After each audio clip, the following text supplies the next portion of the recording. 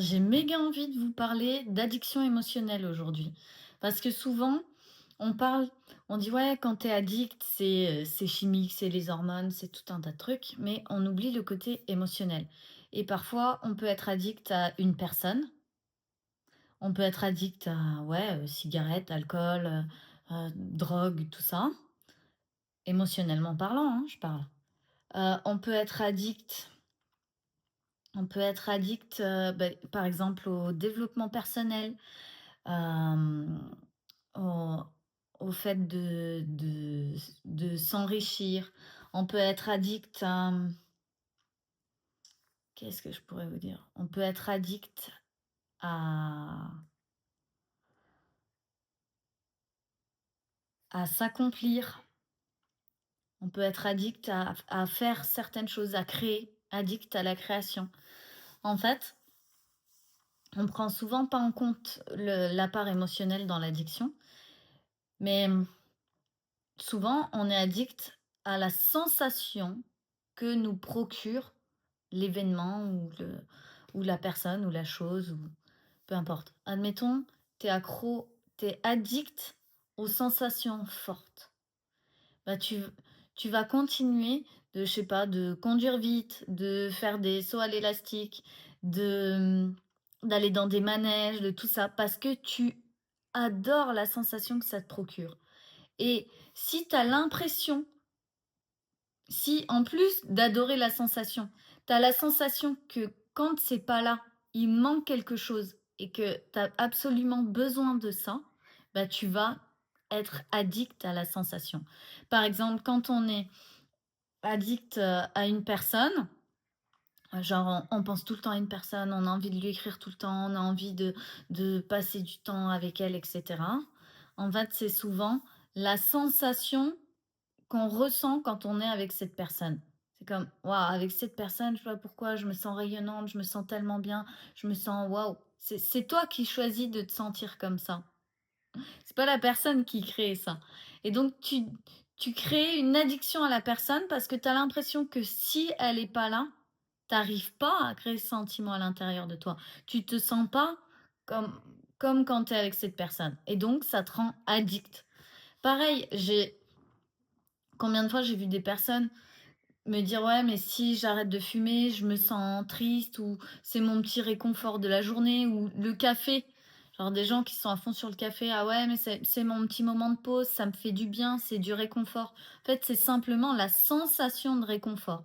On est accro à la sensation de réconfort que nous procure quelque chose. Un carré de chocolat, un gâteau, c'est comme: «Ah, c'est tellement réconfortant quand je passe une sale journée» et donc en fait, on devient addict, pas au gâteau en lui-même, ni à la personne en elle-même, ni à la cigarette en elle-même, ni, à l'alcool en lui-même. On devient accro à comment on se sent quand on fait le truc.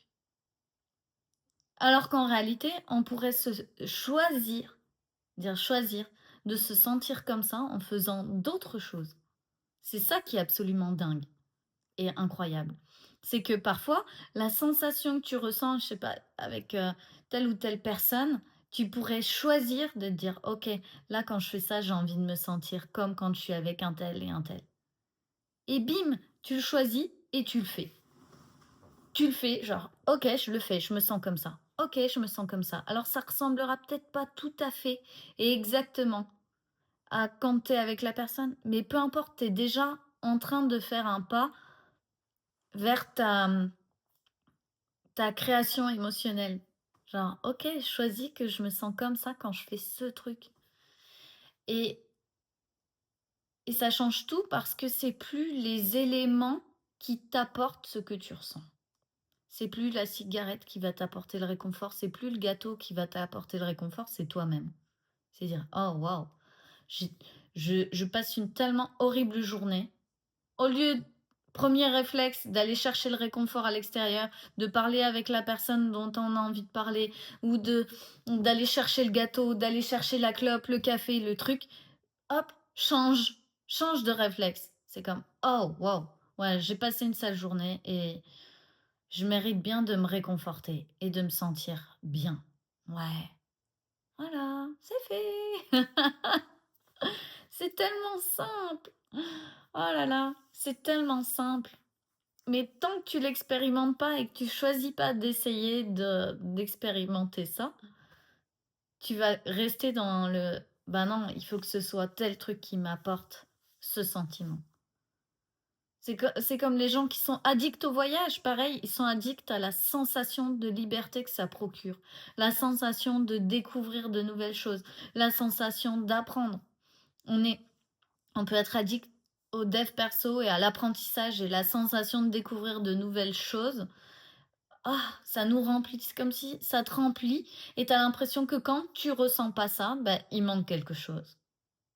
Donc tu vas essayer de te remplir, remplir, remplir de connaissances, remplir, remplir.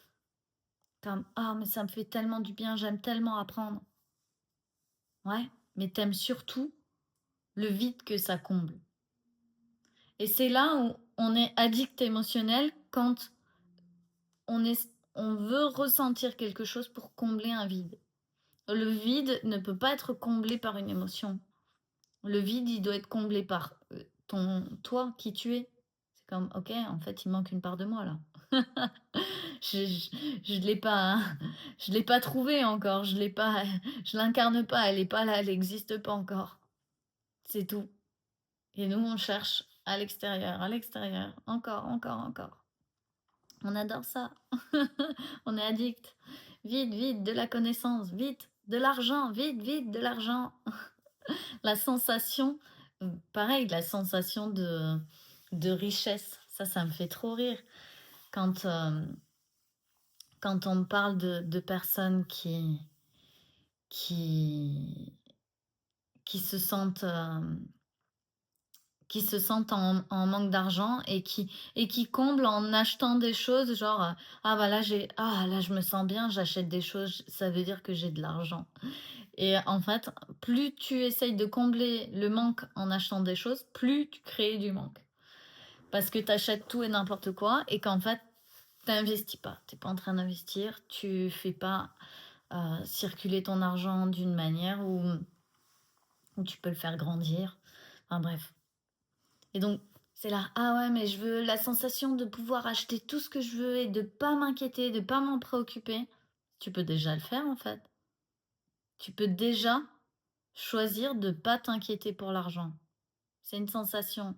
Tu peux choisir d'acheter ce qui compte pour toi, au lieu d'essayer de remplir encore et encore un vide. Enfin, il y a tellement de choses que l'on fait par émotion. On est des êtres émotionnels, mais on fait genre qu'on l'est pas. On dit non, nous, ah, c'est hyper logique. Ah, s'il se passe ça, c'est logique de faire ça. S'il se passe ça, c'est logique de faire ça. Et puis on s'enferme dans ces cases de logique dans lesquelles on se sent pas bien. Comme on se sent pas bien, on va faire d'autres choses complètement débiles qui finalement nous amènent à rester soit dans des relations qui ne nous conviennent pas, soit rester dans un travail qui ne nous convient pas, soit rester à faire des choses qu'on ne veut pas faire, soit à avoir la sensation de pas avoir le choix.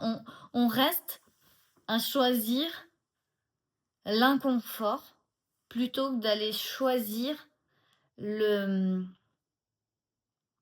la l'inconnu. Parce qu'on a la sensation que l'inconnu est tellement plus inconfortable que l'inconfort qu'on vit actuellement. Donc on se dit: «Bah, tant pis, l'inconfort que je vis actuellement, je le connais, mais l'inconfort inconnu, j'ai pas envie d'y aller». C'est genre: «Je le connais pas celui-là, je sais pas comment je vais devoir faire, je j'ai pas de réaction prédéfinie, j'ai rien qui est prévu». Et donc on reste addict à nos trucs qui nous remplissent pas, qui font qu'on n'est pas vraiment heureux, qui font qu'on fait pas vraiment ce qu'on aime et ce qu'on a envie, mais c'est pas grave, on continue parce que on connaît et au moins, on se prend pas trop la tête. Voilà, je vous embrasse et je vous dis à demain.